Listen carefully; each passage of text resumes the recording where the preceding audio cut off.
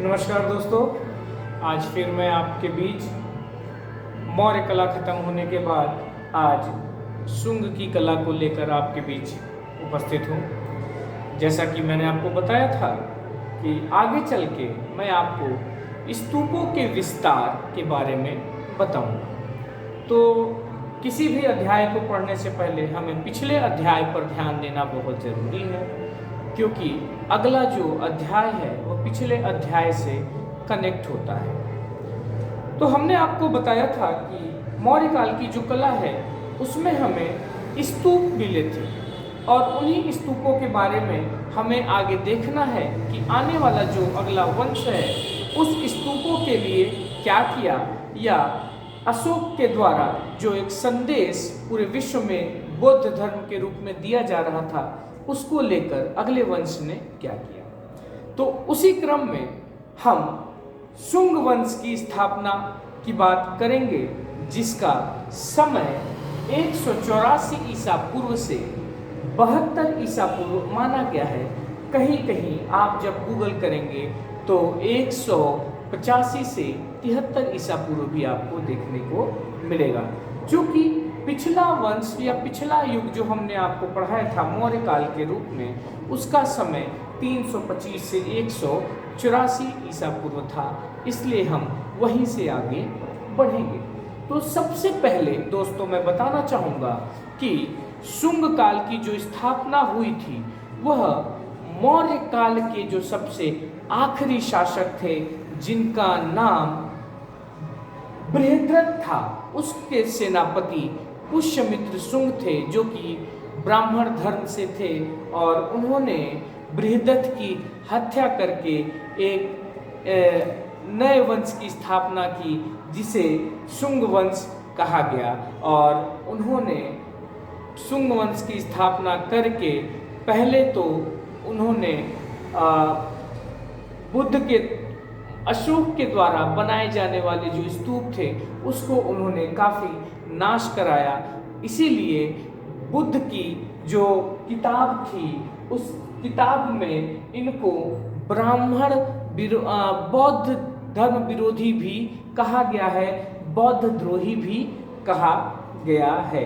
लेकिन अपने मृत्यु के कुछ समय पहले इन्हें बौद्ध धर्म के जो इम्पोर्टेंस है उसकी समझ हुई, तो इन्होंने स्तूपों के पुनर्निर्माण, जिसको जीर्णोद्धार भी कहते हैं, इन्होंने कराया। उसी क्रम में हम देखना चाहते हैं कि इन्होंने जो शुंगकालीन कला है उसमें जीर्णोद्धार लाने के लिए अपना क्या योगदान दिया। तो सबसे पहले हम बात करेंगे कि मौर्य काल में जो हमें स्तूप थे उसमें लकड़ी और ईंटों का प्रयोग देखने को मिला, जो हमें शुंग काल में पत्थर के देखने को मिले। हमें जो उसकी वेस्टनी या रेलिंग जिसको हम कहते हैं वह हमें पत्थरों में निर्मित दिखी।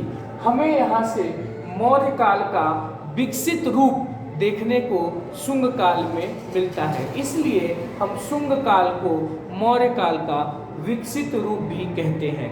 अब हम पूरे भारत में इसका कला केंद्र देखेंगे तो हम कह सकते हैं कि कला केंद्र भारत में, उत्तर भारत में हमें शुंगकालीन जो उदाहरण देखने को मिले वो मथुरा से देखने को मिले। मध्य में हमें जो कला देखने को मिली या मूर्ति कला देखने को मिली वह सांची व भरहुत के स्तूप की वेदिकाओं पर देखने को मिले। हमें उड़ीसा उदयगिरी खंडगिरी की गुफाओं से देखने को मिले। दक्षिण में भाजा अमरावती नागार्जुनी कुंड से हमें वो देखने को मिले।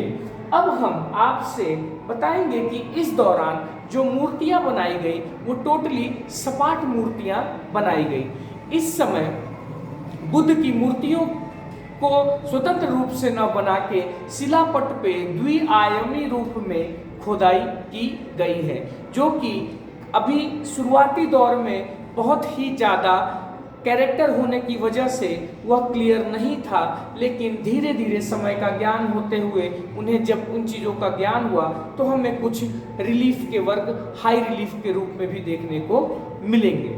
यहाँ से हमें जो मूर्तियाँ मिली हैं वह प्रतीकात्मक रूप में भी देखने को मिली है, चूँकि बुद्ध के मौर्यकालीन जब बुद्ध के जो एक हमें स्वरूप देखने को मिलते हैं वह एक दैवीय रूप था, और शुंगकालीन जो कलाकार थे उनके लिए बुद्ध के रूप को एक नॉर्मल इंसान की तरह बना पाना बहुत ही कठिन टास्क था। तो उन्होंने बुद्ध को प्रतीकों के रूप में चिन्हित किया और उन्हें म्यूरल द्विआयामी पटल पे सपाट मूर्तियों के रूप में बनाया।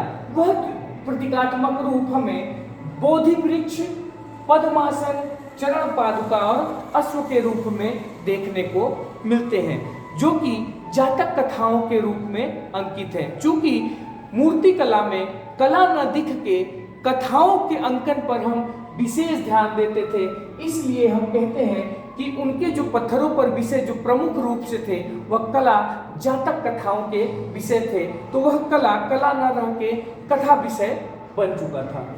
जहाँ हम बोधि वृक्ष की बात करते हैं तो हम इसका मतलब ये समझते हैं कि बुद्ध के जहाँ ज्ञान प्राप्त किए थे, जिन वृक्ष के नीचे ज्ञान प्राप्त किए थे, उसका मतलब है कि बोधि वृक्ष दिखाने का मतलब है कि ज्ञान से जुड़ी हुई बुद्ध की बातें। जहाँ हमें पद्मासन दिखता है इसका मतलब कि बुद्ध जहाँ आसन लगा के बैठते थे हम उस जगह की बात करते हैं। चरण पादुका जो वह पहनते थे। अश्व के बारे में हम बात करते हैं कि अश्व जो है, जब हम महानिष्क्रमण की बात करते हैं, बौद्ध जातकों में हमें महानिष्क्रमण के बारे में बताया जाता है। जब बुद्ध अपने परिवार को छोड़ के रात्रि में निकलते हैं तो वह घोड़े के माध्यम से दिखाया गया है। इस पूरे कथा को हम महानिष्क्रमण के कथा के नाम से भी जानते हैं। चूंकि पशु के भी आकृति जो है हमें मूर्तियों के रूप में बहुत अधिक देखने को मिले, क्योंकि बौद्ध ग्रंथ जो है निदेशक नामक जो बौद्ध ग्रंथ है उसमें पशु पूजते के बारे में बताया गया है और हमें वहाँ पर पशुओं की आकृति भी देखने को मिलती है। आगे के वीडियो में मैं वो पशु कौन से थे उसके बारे में मैं आपको बताऊंगा। अब मैं आपको ये बताना चाहता हूँ कि यहाँ से हमें जो मूर्तियाँ देखने को मिली हैं वह मूर्तियाँ जो हमारे पिछले स्तूप पढ़ाए गए हैं, जैसे मैंने आपको सांची का महास्तूप बताया, भरहुत के स्तूप बताए, इन स्तूपों के जो वेदिकाएं थी, जो रेलिंग्स थे, उनके ऊपर कार्व करके द्विआयामी पटल पर त्रिआयामी करने की कोशिश की गई है। लेकिन यह मूर्तियां एक कहानी के रूप में हमें देखने को मिलती है, जिसमें मैं आपको अपने अगले वीडियो में भरहुत स्तूप का शिल्प नाम से मैं ये आपको पढ़ाऊंगा। चूँकि यह शुंग काल बहुत ही ज़्यादा कॉम्प्लिकेटेड विषय है, लेकिन इसमें कला के मान सम्मान को काफ़ी देखने को मिलता है।